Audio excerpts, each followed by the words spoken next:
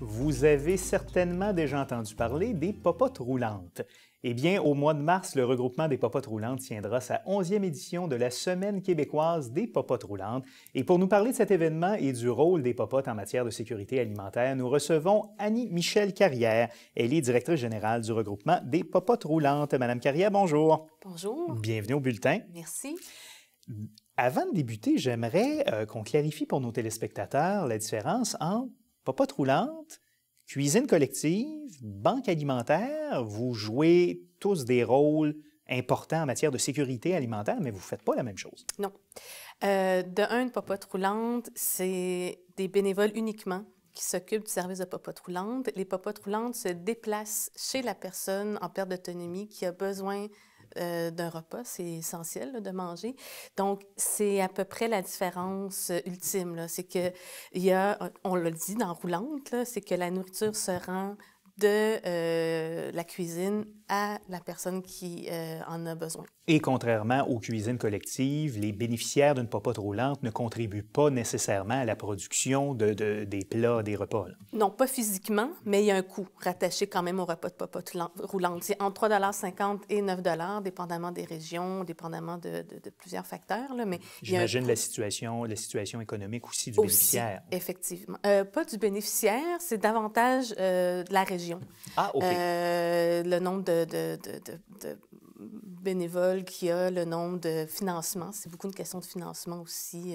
Les popotes sont financées, la plupart, donc dépendamment du financement aussi que les popotes reçoivent. D'accord. On viendra tantôt, évidemment, aux questions de financement parce que les popotes roulantes ont besoin du soutien de la communauté et des citoyens. Quelle est la mission du regroupement que vous dirigez, le regroupement des popotes roulantes? D'emblée, c'est un regroupement donc de regrouper toutes les personnes qui offrent des services alimentaires bénévoles, d'emblée. Aussi, d'offrir des outils, que ce soit, on a plusieurs trucs là, qu'on offre à nos membres, donc leur offrir des outils pour les aider dans leur quotidien et aussi de pouvoir offrir une certaine visibilité aux membres. Donc là, je suis ici aujourd'hui. Par la Semaine québécoise des popotes roulantes, on parle des popotes. Donc, ça aide à faire connaître les services qui sont offerts dans les quartiers, les villes, les différentes régions du Québec.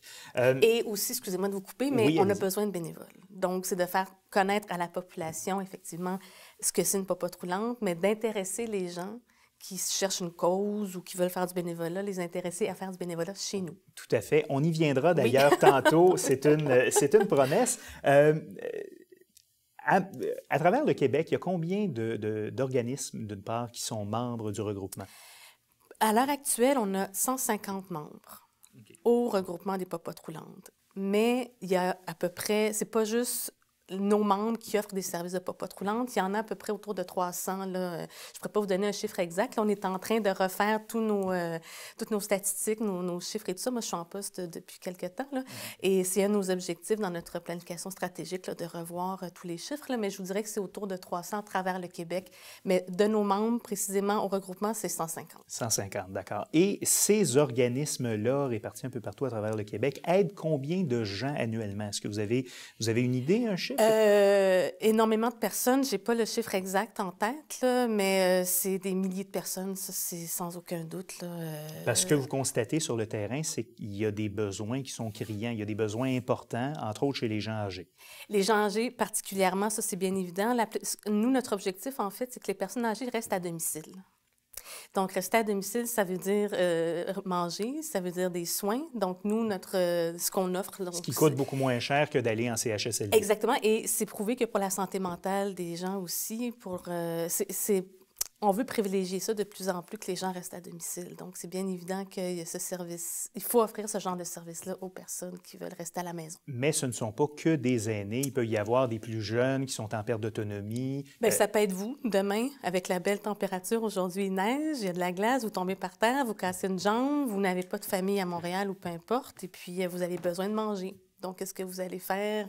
Et ça peut être pour un temps, ça peut être pour une période aussi. Une petite période, ça peut être, vous dites, bon là, j'en ai besoin pour une semaine ou deux, donc vous appelez la popote roulante de votre secteur, parce que des popotes roulantes à travers tout le Québec, on est provincial, donc vous appelez la popote de votre ville, village ou peu importe, puis vous demandez si c'est possible de recevoir le service de popote roulante. Donc, c'est des choses qui sont possibles. On y viendra d'ailleurs tantôt. Vous avez un site Internet où Oui. on peut répertorier, ou qui répertorie, dans le fond, les différentes ressources disponibles à Montréal Exact. et ailleurs au Québec.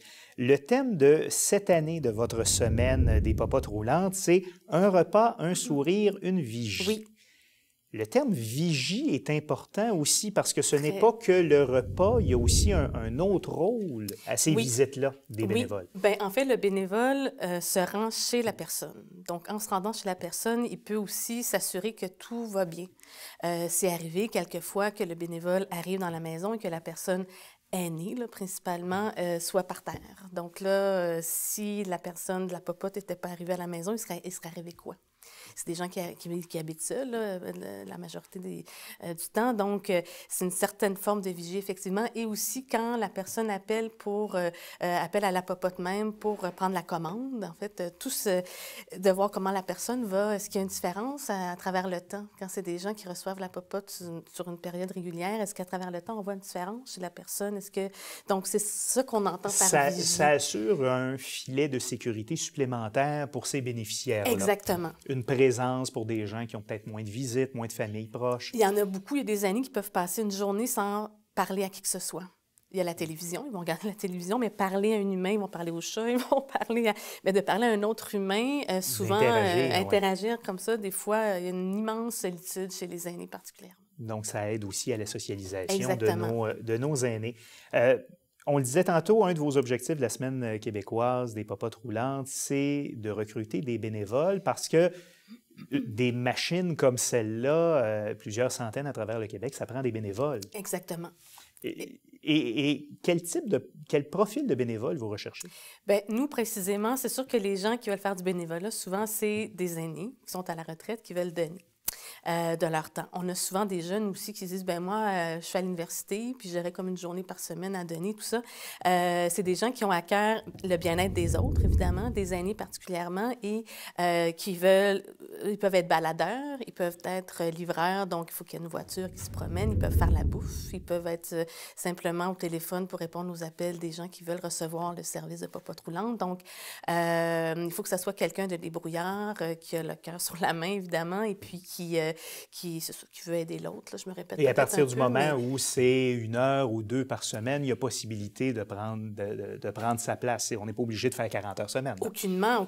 Des fois, on a besoin juste pour un événement. Des fois, il y a des popotes qui organisent des événements. Ils ont besoin de quelqu'un qui est peut-être en communication, qui pourrait juste aller une journée, peut-être même pas une journée, 1 heure ou 2 pour organiser l'événement ou accueillir les gens qui vont venir à l'événement. Donc, il y a beaucoup, beaucoup de tâches qui sont en demande, en fait, dans les popotes. Et il y a des besoins monétaires aussi pour ces popotes roulantes-là, parce que comment sont financées les popotes roulantes? Habituellement, en fait, il y a le PSOC, là, précisément. Qu'est-ce que c'est? C'est le programme de soutien aux organismes communautaires. Donc, principalement, c'est ça, en fait, c'est ce financement-là qui est offert aux popotes. Des fois, dans les municipalités, ça peut être par la ville, ça peut être des dons aussi privés. Mais habituellement, il y a des popotes qui sont entièrement bénévoles. Donc, c'est tous des bénévoles qui ne sont aucunement payés et qui sont dans les sous-sols d'églises, entre autres. Donc, là, c'est souvent l'Église qui prête le local et tout ça. Mais comme vous disiez, financièrement, c'est beaucoup le financement de l'État, effectivement. Donc, voilà. Donc, s'il y a des gens qui voudraient faire des dons monétaires aux popotes roulantes, c'est quelque chose qui est possible et qui serait le bienvenu, j'imagine. Tout à fait. Et nous, on est le regroupement. Souvent, les gens appellent pour commander des repas. Nous, on ne fait pas de repas. On est le regroupement, c'est comme un ordre professionnel en quelque part. Hein, on est comme le regroupement de toutes les popotes, donc il faut appeler la popote même. Par contre, sur votre site Internet, il y a un outil qui permet de savoir dans notre quartier, dans notre ville, quelle popote roulante est à proximité de chez nous. C'est un outil extraordinaire, très précieux. Une popote près de chez vous, en fait, vous entrez sur le site web du regroupement popote avec un s.org et vous allez tout de suite là, sur la page d'accueil, vous allez voir le petit carré là, avec le nom de cet outil-là. Vous cliquez dessus, vous entrez votre code postal et là, une liste là, en fait, des popotes roulantes dans votre secteurs vont apparaître et des petits points jaunes vont apparaître sur une carte aussi pour bien les situer. Et vous cliquez là-dessus, vous avez l'adresse, le numéro de téléphone et tout ça, toutes les informations nécessaires. Donc, popote.org. Oui, avec un S. Avec un S et un seul T à Popote, et non deux T. C'est vrai, vous avez raison, il y en a beaucoup qui font l'erreur, vous avez raison. Donc, Popote avec un T et un S.org. Annie-Michel Carrière, directrice générale du regroupement des Popotes roulantes, merci d'avoir été là. Merci à vous pour l'invitation, très appréciée. Ça nous fait plaisir et bonne semaine québécoise. Merci.